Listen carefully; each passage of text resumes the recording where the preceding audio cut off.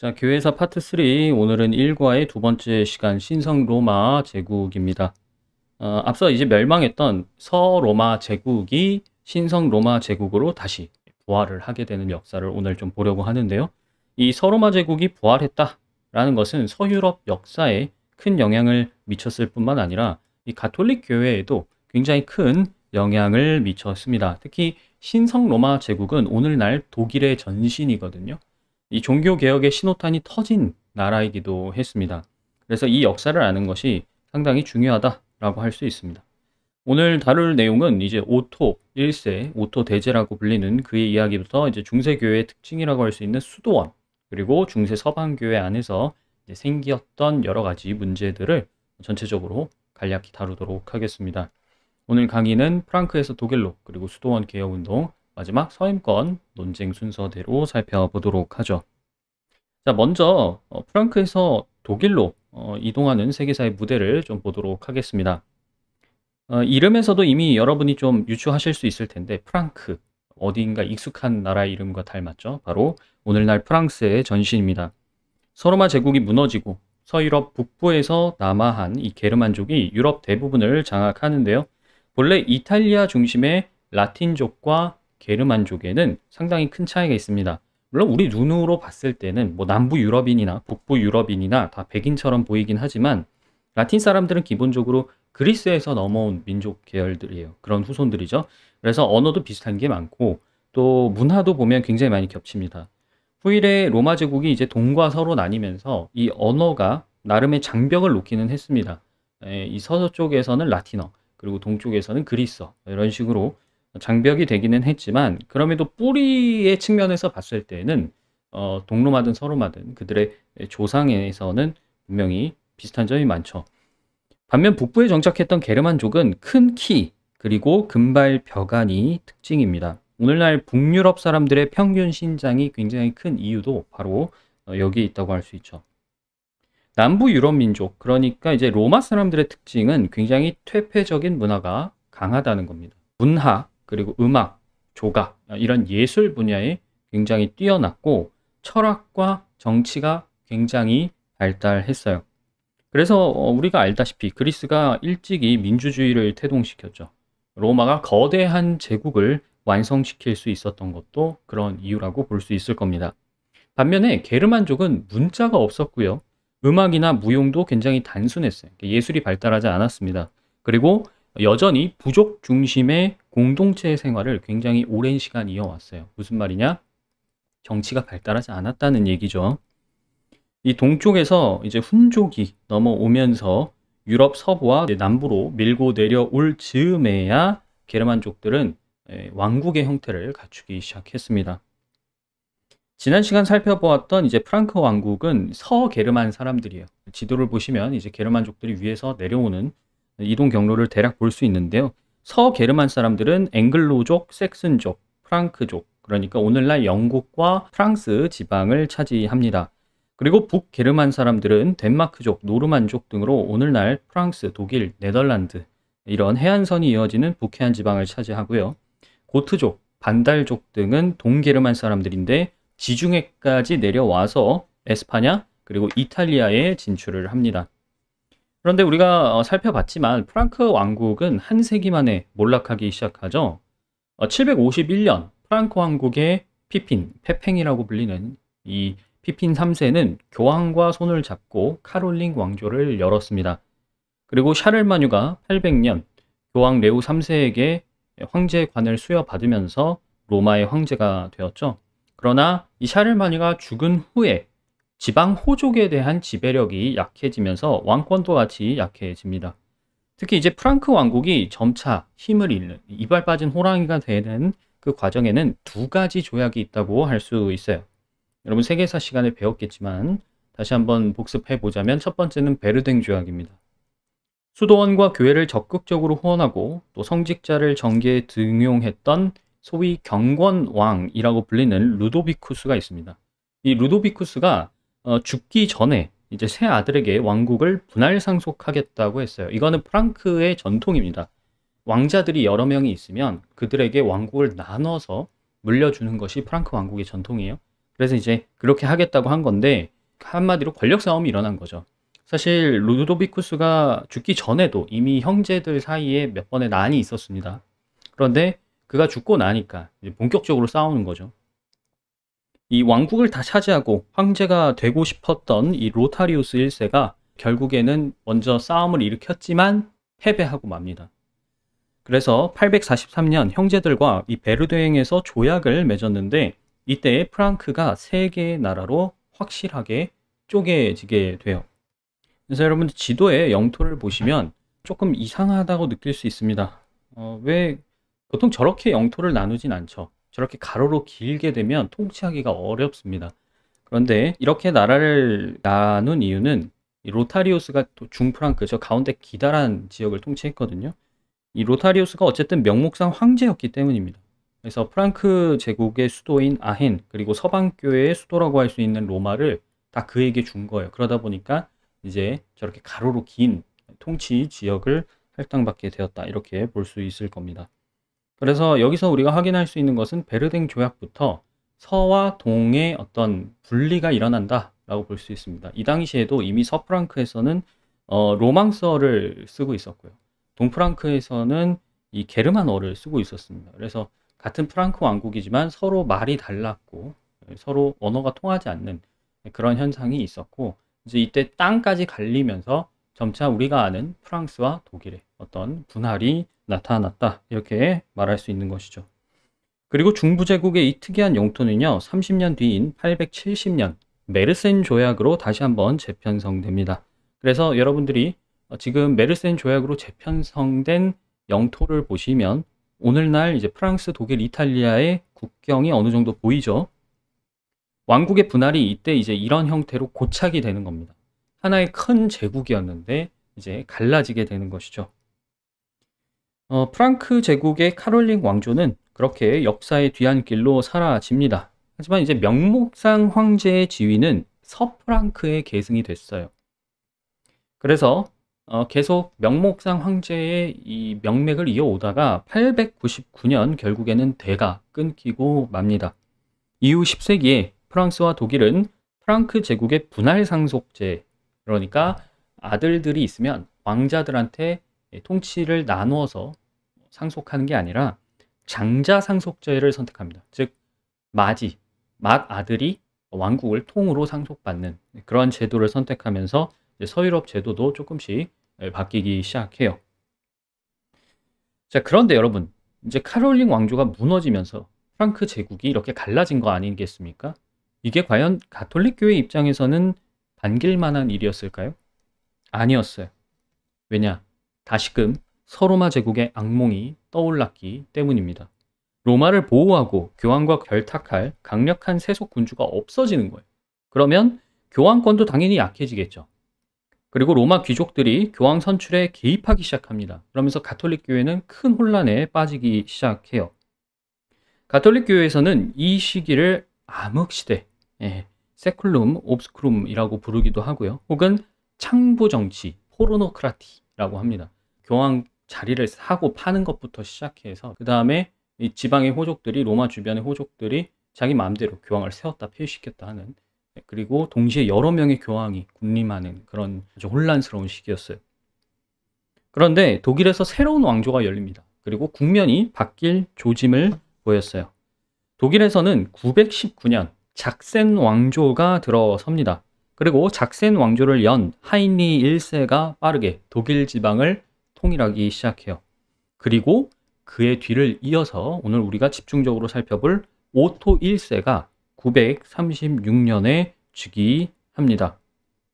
오토 1세는요, 독일 내부의 반란을 완전히 진압하고 중앙 집권화를 꾀할 때 성직자들을 적극적으로 활용했습니다. 자, 빈약했던 황제의 권한을 강화하기 위해서 일단은 지금 로마는 정신이 없단 말이죠. 자기네 문제도 해결할 수 없을 만큼 정신이 없고 교황권이 굉장히 약해져 있어요. 오토는 바로 이런 틈을 타서 독일 주교들을 자기가 직접 다스리기 시작합니다. 오토 같은 경우에는 당근, 채찍 둘 다 사용을 했어요. 그래서 일단은 교회 감독을 본인이 직접 임명을 했고 교회나 수도원의 재산권을 세속 군주의 관리 아래 두었습니다. 반면 감독들한테는 주교들이죠. 주교들한테는 실질적으로 군주처럼 다스릴 수 있는 영지도 줬어요. 예, 가져가는 게 있는 대신 또한 보상도 확실히 해준 것이죠. 그래서 주교들도 군주가 됩니다. 군주라는 것은 땅이 있다는 얘기고 그 땅에 사는 주민들에 대한 통치권이 있다는 얘기잖아요. 즉 주교들이 군대를 징집하고 황제에게 군대를 보낼 수 있는 또 하나의 측근이 되는 거예요. 주교들은 지방 호족들에게서 벗어나고 싶었습니다. 이 중앙 집권화가 안 돼 있다 보니까 자기가 있는 주변에 이제 호족들한테 휘둘리겠죠. 그런데 그런 지방 호족들한테서 벗어나서 오토 1세 아래에 들어가게 됩니다. 적극적으로 협력을 했고요. 여기서 독일만의 독특한 선제후 제도라는 것이 형성이 돼요. 이거는 기억해 두시면 좋은데요. 선제후라는 것은 자격을 갖춘 제후들이 황제를 직접 뽑는 겁니다. 오늘날로 치자면 국회에서 총리를 뽑는 것과 비슷한 제도라고 생각할 수 있을 것 같아요. 즉 자격을 갖고 있는 제후들이 모여서 투표를 통해 황제를 뽑는 것입니다. 그런데 오토 1세 때 여기 제후에 누가 들어온다고요? 주교들이 들어오는 겁니다. 그러니까 대주교들도 황제를 뽑을 수 있는 투표권을 갖게 되는 것이죠. 이것을 제국교회 체제라고 부릅니다. 새로운 국가교회의 탄생을 의미한다라고 볼 수 있어요. 독일 지방을 제패했던 오토 1세는 교황청과 손을 잡습니다. 당시 혼돈에 빠져있던 로마는 교황이 공격을 받는 상황까지 벌어졌어요. 당시 교황이었던 요한 12세는 오토 1세에게 SOS를 보냅니다. 그래서 그는 로마로 진군해서 반란군을 진압하고 이탈리아를 장악해요. 그래서 요한 12세가 962년에 오토 1세에게 다시금 황제의 관을 씌워 주었습니다. 즉 새로운 로마 제국이 탄생했음을 알리는 순간이었던 것이죠. 이전에 샤를마녀에게 씌워줬던 그 황제의 관이 다시금 이제는 오토에게 넘어갔던 것입니다. 우리는 이 시점을 신성 로마 제국의 탄생이라고 봐요. 그 이름에서 우리가 알 수 있는데 사실 이 이름 자체는 13세기부터 나중에 쓰여졌습니다만 신성, 홀리예요. 즉 가톨릭 교회와 연합을 했다는 겁니다. 교황이 인정했다는 것이고요. 그 다음에 로마 제국이잖아요. 로마를 계승한 황제의 나라다 라는 어떤 정당성을 갖고 있는 것입니다. 오토 1세는 요한 12세와 체결한 협정에 교황을 선출할 시 황제의 동의가 필요하다라는 조항도 넣었어요. 그러니까 계약 관계를 확실히 한 겁니다. 좋아, 교황 내가 당신 보호해 줄게. 하지만 황권이 교권 위에 있음을 명시적으로 나한테 보장해 라는 거예요. 교황은 선택지가 없죠. 지금 자기가 죽게 생겼는데. 그러니까 여기에 손을 잡고 계약을 체결한 것입니다.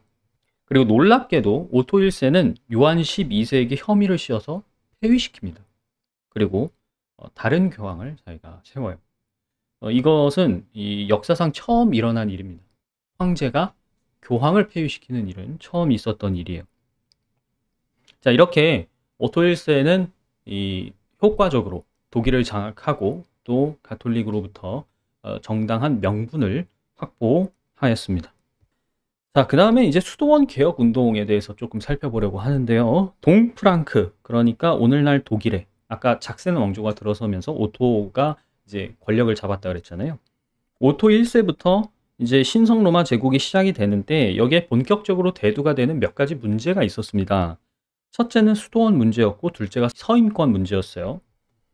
먼저 이제 수도원 문제를 제가 말씀을 드릴 텐데 그 전에 우리가 수도원의 간략한 역사를 좀 알아야겠죠. 수도원은 이집트 알렉산드리아에서 출발했다. 보통 이렇게 알려져 있습니다. 파트 2에서 살펴본 것처럼 이 초대교회 시대 알렉산드리아, 이집트 알렉산드리아입니다. 이 알렉산드리아를 중심으로 하는 이집트에는요. 스토아 철학과 그 다음 기독교 신앙을 섞어서 금욕적인 생활을 강조하는 그런 분위기가 만들어졌다고 했어요. 알렉산드리아의 감독이었던 이 아타나시우스가 소개한 안토니우스의 행적을 보면 이 안토니우스라는 사람은요. 굉장히 부자였다고 해요. 근데 자기가 갖고 있는 전 재산을 다 팔아서 가난한 자들에게 주고는 이집트 황야에서 고행을 했다. 이렇게 전해지고 있습니다. 그리고 이와 비슷한 시기에 나일강 연안에 테베라는 도시가 있습니다. 타베니시라고도 하는데 여기에 파코미우스가 공동생활 수도원이라는 것을 처음 세우게 돼요.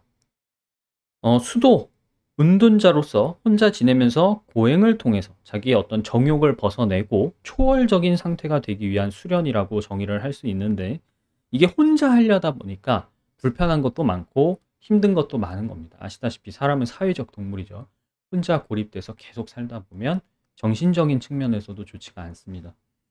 그래서 이제 공동생활 형태의 수도원이 이집트에서 처음 생겨났다. 이렇게 보고 있어요. 수도원이라는 게 지역마다 차이가 있지만 공통적인 특징은 다음과 같습니다. 일단은 여러 수도사들이 있는데 그 수도사들은 수도원장 한 명의 감독 아래에 공동생활을 하게 됩니다. 수도원에는 보통 5개에서 6개 정도의 건물이 있었고 예배당, 그 다음에 식당, 숙소 뭐 이런 것들로 이루어져 있었어요. 이들의 덕목은 청빈, 정결, 복종이었습니다. 이 덕목 아래 직접 노동을 하면서 자급자족했어요. 그래서 세상과 단절했습니다. 이런 수도원의 수도 정신이나 방법에 영향을 미친 이제 몇몇 인물들이 있는데 그 사람들을 중심으로 또 파가 형성돼요. 수도원 안에서도 무슨 파해서 나뉘는 거죠. 서방에서는 6세기에 이탈리아의 베네딕투스가 은둔이 아니라 이제 수도원도 사회와 함께 해야 된다. 이 세상과 함께 해야 된다. 조화를 이뤄야 된다 하면서 세상에 봉사하는 수도원 운동을 주도하였습니다. 그래서 베네딕투스 파가 이제 좀 이런 부분에서 유명하고요. 자, 그런데 이제 시간이 지나면서 수도원에도 당연히 많은 문제가 생겼죠. 앞선 독일의 예처럼 중앙 집권 체제가 약해지고 지방 호족들의 권력이 세지니까 수도원들도 세속 영주들의 간섭에 놓이게 되는 겁니다. 그들은 수도원장을 직접 임명하고 또 수도원의 재산을 직접 사용하면서 운영에 간섭을 했어요. 이 시기에는 교황권까지 매매가 됐기 때문에 지방 수도원들의 상태는 사실 말할 것도 없었습니다. 이때 아키텐의 공작 기욤 1세가 클리니 수도원이라는 것을 이제 설립해요. 이 아키텐은 오늘날 포도주로 유명한 프랑스의 이 보르도가 있는 지방이에요. 그는 수도원을 설립하면서 수도원이 교황에게 직접 종속되는 특권을 부여합니다. 이것을 면제권 혹은 면속권이라고 불러요. 즉, 이 수도원은 교황이 직접 다스리고 교황의 명에 의해서만 직접 움직인다. 이렇게 정한 것이죠. 그리고 930년대에 클리니 수도원의 이런 정신이 다른 수도원에도 번져나가기 시작합니다. 그래서 가톨릭 교회가 말하는 이 수도원 개혁이라는 것은 기본적으로 세속 권력에서 벗어나서 교황에게 배속이 되는 겁니다. 즉 이시도르 교령에 따른 교회법의 질서를 바로 세우는 것, 이것이 수도원 개혁의 핵심이었어요. 이게 힘이 약했던 교황청에도 굉장히 큰 힘이 됐습니다. 클리니 개혁 운동은요, 성직 매매와 서임권을 두고 다시 한번 속권과 교권이 충돌하는 그 중심에 서게 됩니다. 11세기 가톨릭 교회의 개혁을 주도했던 훔베르트 추기경이 있어요. 이 훔베르트 추기경은 소위 평신도 서임을 성직 매매로 규정하였습니다. 자, 여기서 말하는 평신도 서임이라는 것은 주교직을 세속 군주가 부여하는 것을 말해요. 그래서 10세기 중반부터 유럽으로 뻗어나간 수도원 개혁 운동은 하인리 3세를 통해서 빠르게 로마의 질서를 회복하는 데 일조합니다. 자, 그런데 11세기 중반에 교황권은 전례 없는 혼란에 빠지게 돼요. 아까 제가 살짝 언급드렸었는데 3명의 교황이 동시에 존재하는 그런 말도 안 되는 일이 일어납니다. 서로 자기가 정통하다 이러면서 이제 내분이 생기는 거죠. 하인리 3세는 오토 대제, 그리고 하인리 2세, 콜라트 2세의 뒤를 이어서 황위에 앉은 왕이거든요. 그는 이런 혼란스러운 로마 교회의 상황을 정리하려고 했습니다. 그래서 직접 이탈리아로 진군해서 1046년에 수트리 공의회를 소집하고 이 3명의 교황을 전부 다 폐위시킵니다. 그리고 직접 독일 출신의 교황을 이제 2명 앉혔습니다. 근데 두 사람 다 임명하고 얼마 안 지나서 단명을 했어요. 그래서 1049년에 본인의 친척인 브루노를 교황에 임명합니다. 이 사람이 레오 9세예요. 레오 9세는 클리니 수도원이나 그 영향을 받은 수도원에서 교육받은 소위 이제 개혁 인사들을 적극 등용하고 그래서 클리니 이념으로 로마의 질서를 적극 회복하게 됩니다. 그는 공의회를 소집해서 성직 매매 그리고 성직자의 혼인을 금했어요. 이런 바탕 위에 11세기 중반 교황 그레고리우스 7세가 소위 그레고리우스 개혁이라는 것을 주도하게 됩니다. 전체적인 흐름만 아시면 돼요. 교황의 이름까지 다 외우실 필요는 없지만 이 수도원의 어떤 부패를 문제 삼은 그 개혁 운동이 교황청까지 도달해서 교황청이 그걸 가지고 적극적으로 이제 다시 한번 질서를 회복하려고 했다. 그 흐름만 알고 계시면 될 것 같습니다. 당시 로마 교회의 정통성을 지키려고 했던 개혁파들은 성직자들의 결혼을 강력한 도덕적 타락이라고 규탄했어요. 앞선 성직 매매는 영어로 시몬이라고 합니다. 왜냐하면 성령의 능력을 돈을 주려고 사려고 했던 사도행전에 나오는 시몬이 있죠. 그 시몬의 이름을 따서 시몬이라고 불렀는데 반대로 성직자들의 결혼은 니콜라이즘이라고 불렀습니다. 니콜라이즘. 이건 어디서 나온 것이냐? 이제 요한계시록에 나오는 니골라당의 이름을 빌려온 거예요. 중세 교회의 독신주의 규율은 이제 초대 교회의 유행처럼 번져온 금욕주의의 산물이라고도 볼 수 있습니다. 그런데 단순히 그런 식으로만 보지 않을 수도 있어요. 왜냐하면 성직자가 결혼을 해요. 그리고 아이를 두면 그 지위에 따른 재산이 세습될 수도 있습니다. 왜냐하면 이 당시에는 로마 교황의 권위가 전 유럽을 속속히 완전히 장악하고 있지 못할 때예요. 여전히 저 먼 지방에서는 다 지방 호족이나 아니면 황제의 입김에 휘둘리고 있는 상황들입니다.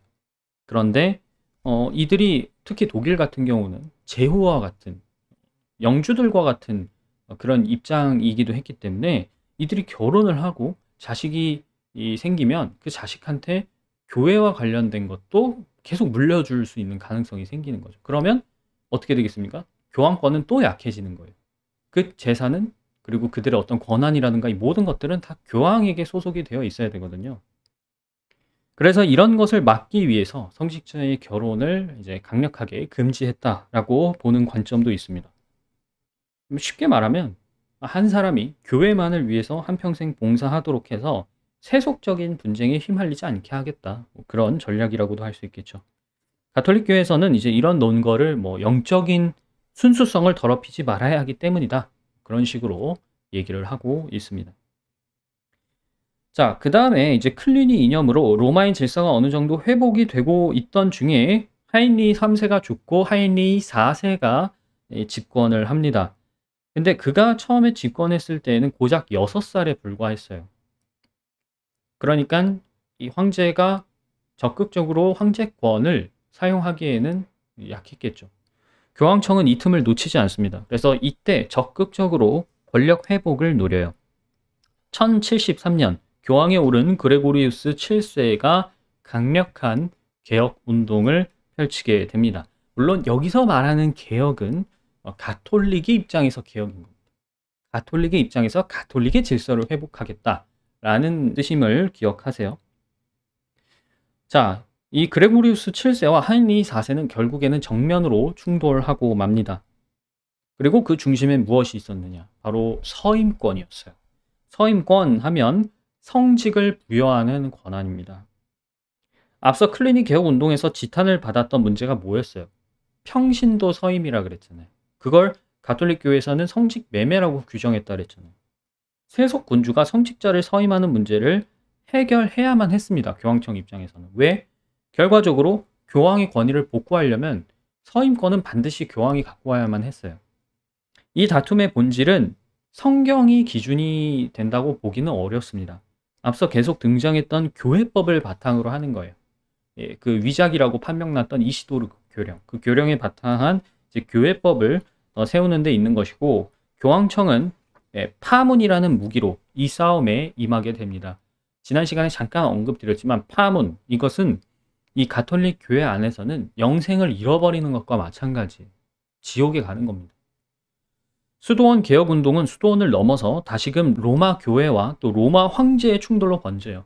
이게 뭐 이미 이 기독교가 공인된 이후 거의 뭐 7, 800년 넘게 계속 해결될 만하면 또 싸우고 해결될 만하면 또 싸우고 반복이 되고 있는 것이죠. 황제도 세속 군주잖아요. 그러니까 가톨릭 교회의 입장에서는 황제가 교황을 임명하거나 황제가 주교를 임명하는 것도 평신도 서임이라는 거예요. 성직 매매랑 다를 바 없다는 것이죠. 그런데 황제 입장에서도 서임권을 당연히 포기를 할 수가 없습니다. 특히 독일의 사례에서 본 것처럼 제국 교회 체제에서 대주교는 황제의 가장 중요한 측근이에요. 교황에게 그 서임권을 넘긴다? 그럼 자기의 정치적인 목줄을 교황한테 쥐어주는 겁니다. 그죠? 당연히 그 대주교들이 교황의 편에 서게 되면 자기는 뺏기는 거잖아요.